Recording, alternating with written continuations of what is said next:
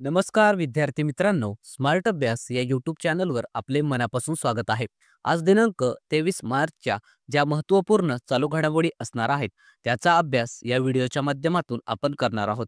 तत्पूर्वी आपण जर चॅनलवर नवीन असाल तर चॅनलला सबस्क्राईब करून घ्या. व्हिडिओ जर आवडला तर व्हिडिओला लाईक करा. तसेच हा व्हिडिओ आपल्या विद्यार्थी मित्रांना नक्की शेअर करा, जेणेकरून याचा फायदा आपल्या मित्रांना सुद्धा होईल.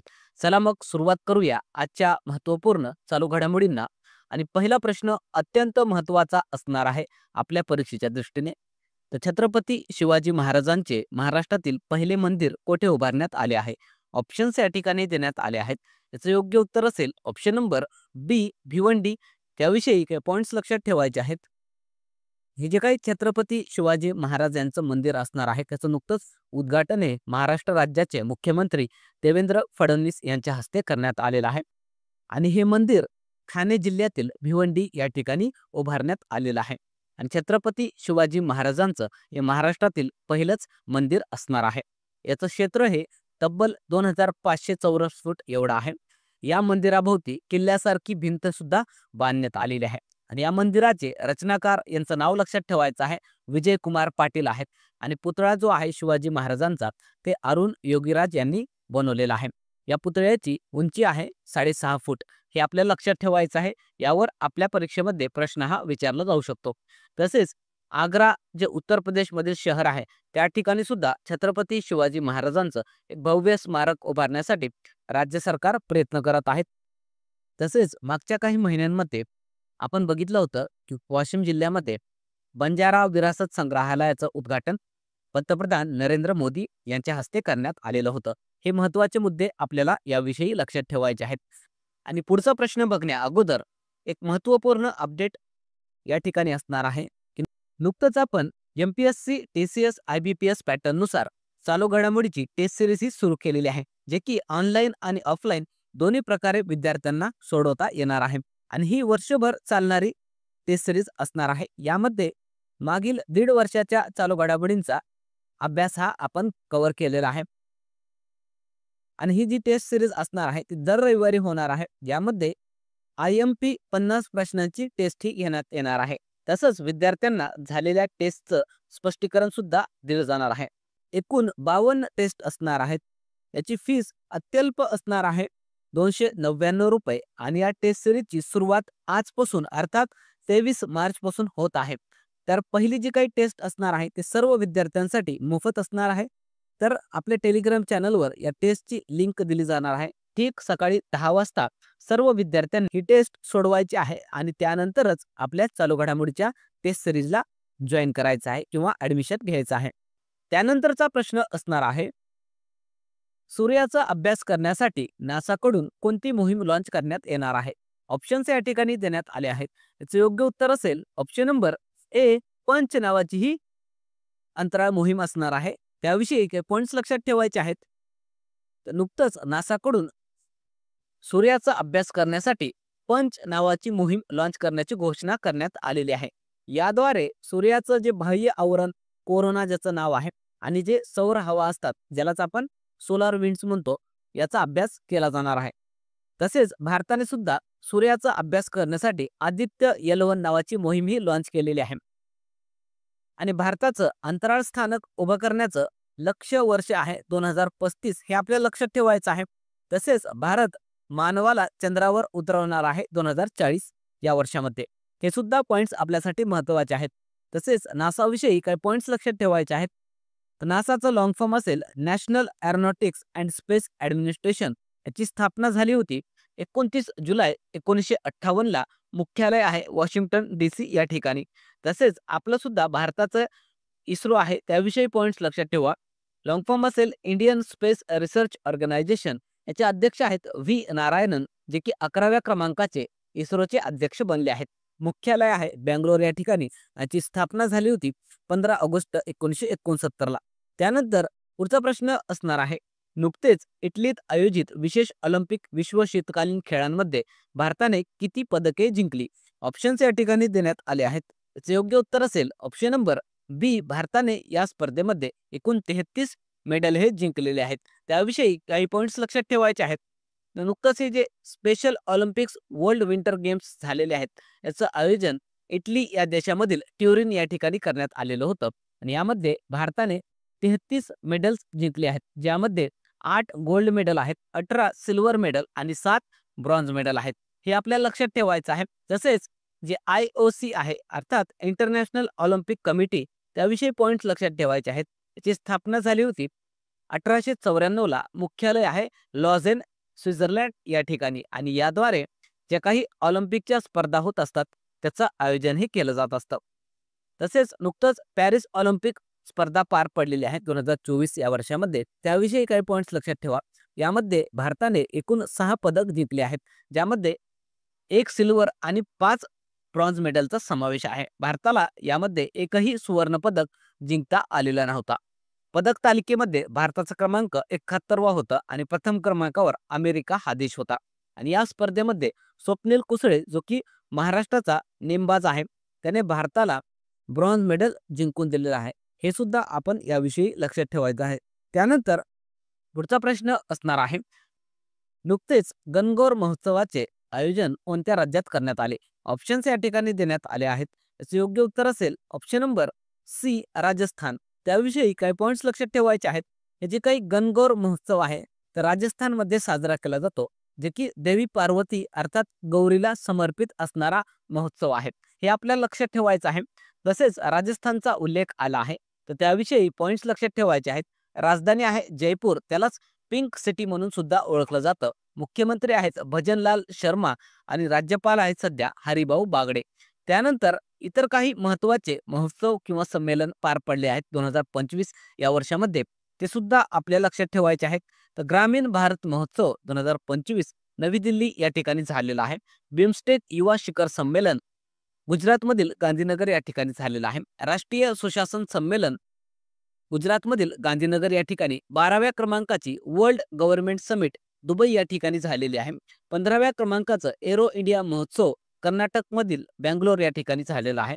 8व्या क्रमांकाचं इंडस फूड उत्तर प्रदेशमधील ग्रेटर नोएडा या ठिकाणी झालेला आहे. 31व्या क्रमांकाची राष्ट्रीय बाल विज्ञान काँग्रेस मध्य प्रदेशमधील भोपाळ या ठिकाणी झालेला आहे. ब्रिक्स युवा उद्यमिता संमेलन भारत देशामध्ये आयोजित करण्यात आलेलं होतं.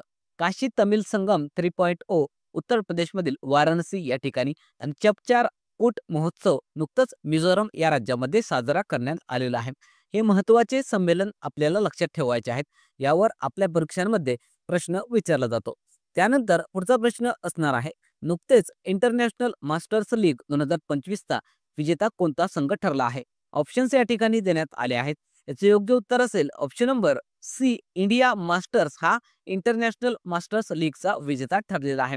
त्याविषयी पॉइंट्स लक्षात ठेवायचे आहेत. याचे काही इंटरनॅशनल मास्टर्स लीग झालेली आहे 2025ची, त्याचं हे पहिलंच एडिशन होतं आणि त्याचा विजेता इंडिया मास्टर्स ठरलेला आहे. अंतिम सामना इंडिया मास्टर्स विरुद्ध वेस्ट इंडिज मास्टर्स यामध्ये झालेला आहे. यामध्ये एकूण जगभरामधून 6 संघांनी सहभाग हा घेतलेला होता. आणि हे जे काही लीग आहे, ते क्रिकेटमधून जे निवृत्त झालेले खेळाडू आहेत त्यांची ही स्पर्धा आहे. हे आपण लक्षात ठेवायचं आहे. यामधील इंडिया मास्टर्सचा कर्णधार होता सचिन तेंडुलकर आणि वेस्ट इंडिज मास्टर्सचा कर्णधार होता ब्रायन लारा. आणि यामध्ये सामनावीर ठरलेला आहे अंबाती रायडू, याने 50 बॉलमध्ये 74 रन केलेले आहेत. तसेच नुकतंच जी चॅम्पियन्स ट्रॉफी झालेली आहे, यामध्ये भारत विजेता ठरलेला आहे आणि उपविजेता न्यूझीलंड हा संघ ठरलेला आहे. तसेच T20 विश्वकप झालेला आहे 2024चा, त्यामध्ये भारत विजेता ठरलेला आहे आणि उपविजेता दक्षिण आफ्रिका हा संघ ठरलेला आहे. हे सुद्धा अतिशय महत्त्वाचे पॉइंट्स आपल्याला लक्षात ठेवायचे आहेत. त्यानंतर पुढचा प्रश्न असणार आहे, नुकतेच फिट इंडिया आयकॉन म्हणून कोणत्या अभिनेत्याची निवड करण्यात आली? ऑप्शन्स या ठिकाणी देण्यात आले आहेत. याचे योग्य उत्तर असेल option number C, Ayushmann Khurrana याची नुकतंच फिट इंडिया आयकॉन म्हणून निवड करण्यात आलेली आहे. त्याविषयी पॉइंट्स लक्षात ठेवायचे आहेत. तर नुकतंच नवी दिल्ली या ठिकाणी फिट इंडिया कार्निवलचं उद्घाटन करण्यात आलेलं आहे केंद्रीय क्रीडा मंत्री मनसुख मांडविया यांच्याकडून. यामध्ये fit India icon Ayushmann Khurrana याची निवड करण्यात आलेली आहे. तसेच आपल्याला इतर काही महत्त्वाचे जे ब्रँड आहेत त्यांचे ब्रँड अँबॅसेडर म्हणून ज्यांची निवड करण्यात आलेली आहे त्यांचे नावं लक्षात ठेवायचे आहेत. लॉरियल पॅरिसची ब्रँड अँबॅसेडर आलिया भट्ट हिला बनवण्यात आलेला आहे. शिखर धवन मोटो जीपी इंडियाचा ब्रँड अँबॅसेडर असणार आहे. Rashmika Mandanna anti cyber crime इंडियाची ब्रँड अँबॅसेडर असणार आहे. दीपिका पादुकोण बिस्लरीची ब्रँड अँबॅसेडर. मनू भाकर जी की भारतीय नेमबाज आहे तिला केंद्रीय जहाज व जलवाहतूक मंत्रालयाची ब्रँड अँबॅसेडर बनवण्यात आलेला आहे. Neeraj Chopra everyday battery.